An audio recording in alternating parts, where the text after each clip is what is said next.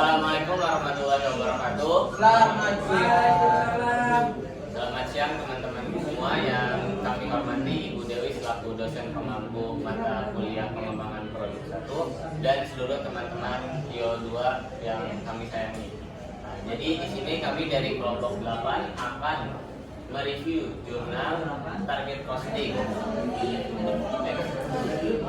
Nah, ada pun anggota dari kelompok 8 yaitu saya sendiri Takwi 284 dengan NIM 112103. Di sebelah saya ada Fauzan Kusuma Fisabilillah dengan NIM 112166. Dan di seberang saya ada Safira Fitriani Hastin dengan NIM 11211067. Di sebelahnya ada Asya Salita Rahma dengan NIM 11211069. Identitas jurnal. Jadi judul jurnal yang kita angkat yaitu Target Costing Calculation and Economic Gain for Companies atau perhitungan target costing dan peningkatan ekonomi untuk perusahaan. Adapun identitas dari jurnal yang kami angkat yaitu dengan volume produksi ekonomi dan keuangan 23 tahun 2015 dan tahun terbit di tahun 2014 dengan penulisan jurnal yaitu ada Jaroslava Kadarova, Katarina Teplivka, Mikhaela Durkachova, Marek Vida dengan jurnal yang mempublikasi yaitu dari Science Ready Write dan kami kelompok 8 sebagai reviewer. Yang kedua itu pembahasan mengenai isi jurnal. Pertama itu mengenai latar belakang. Problematika penerapan target costing ke dalam keputusan manajerial, kualitas layanan, memperpendek periode penelitian dan pengembangan serta pelayanan penerus untuk meneruskan biaya. Target costing sebagai metode perhitungan modern menggunakan prinsip analisis nilai dengan menggunakan instrumen analisis biaya fungsional dan penyebaran fungsi kuantitatif dapat memberikan diferensial fungsional produk. Pendekatan ini memiliki kepentingan yang tinggi untuk jaminan kualitas pada tahap pra-produksi dan itu meningkatkan penerapan target costing yang masih berkembang dalam praksis target perbandingan perhitungan costing dan perhitungan tradisional memberikan kesenjangan target perhitungan. Nah, yang kedua itu ada tujuan jurnalnya. Tujuannya itu untuk apa sih? Jadi tujuan jurnal ini untuk menyajikan perhitungan target costing dan penggunaan dalam industri pengolahan kayu dengan pembuatan perhitungan harga. Kami ingin menyajikan kelebihan dan kekurangan dari metode perhitungan ini dengan perusahaan dan untuk membandingkan metode progresif ini dengan spasi metode perhitungan biaya. Selanjutnya ada metode penelitian. Menurut Petrakova di tahun 2007, dasar penggunaan metode ini adalah adanya harga pasar atau harga target yang relatif stabil atau diharapkan sebelumnya.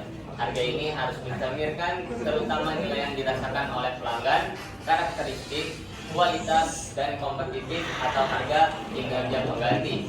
Dan menurut Kadarova di tahun 2011, harus pula harga itu harus diverifikasi oleh desain pemasaran yang harus fokus pada kelompok sasaran preferensi pelanggan.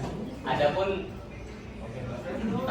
menurut Voltinova di tahun 2007, ide dasar dari perhitungan penetapan biaya target adalah dalam menetapkan batasan untuk biaya maksimum yang diperoleh yang tidak boleh dilampaui oleh perusahaan manufaktur, tetapi sebagai sisanya yang dari harga produk dikurangi target laba yang diperlukan.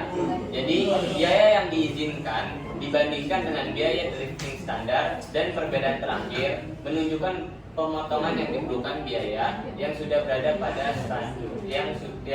sudah berada pada tahap pengembangan produk, atau bisa kita ambil kesimpulan yaitu biaya yang diizinkan sama dengan target harga dikurang target profit.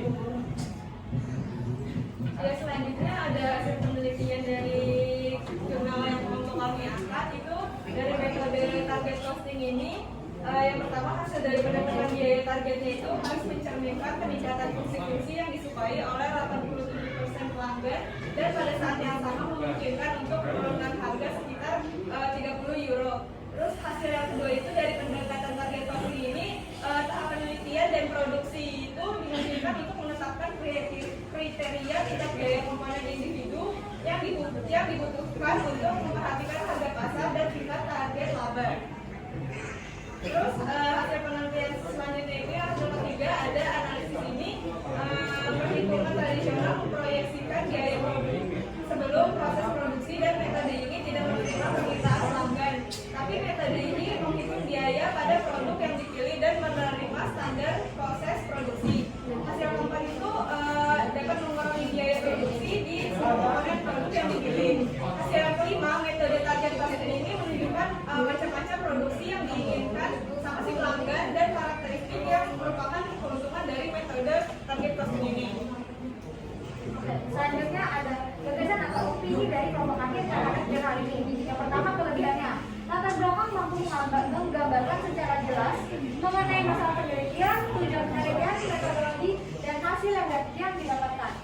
Lalu, pemecahan masalah pada studi kasus yang di atas tidak sulit untuk dimengerti sehingga pembaca paham pengimplementasian dari metode target costing tersebut. Nah, kekurangan dari jurnal ini adalah jurnal ini menggunakan bahasa Inggris sehingga ada potensi kebalikan dalam menafsirkan jurnal. Nah, kesimpulannya, target costing sebagai metode perhitungan modern menggunakan prinsip analisis nilai. Pendekatan ini dapat menemukan keterbatasan pada tahap awal penelitian dan pengembangan produk.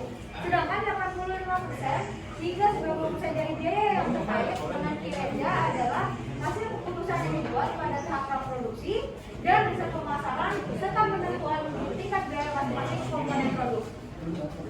Nah, itulah presentasi terkait review jurnal target costing dari kelompok kami. Atas kekurangannya mohon dimaafkan. Sekian dari kami. Wassalamualaikum warahmatullahi wabarakatuh. Waalaikumsalam warahmatullahi wabarakatuh.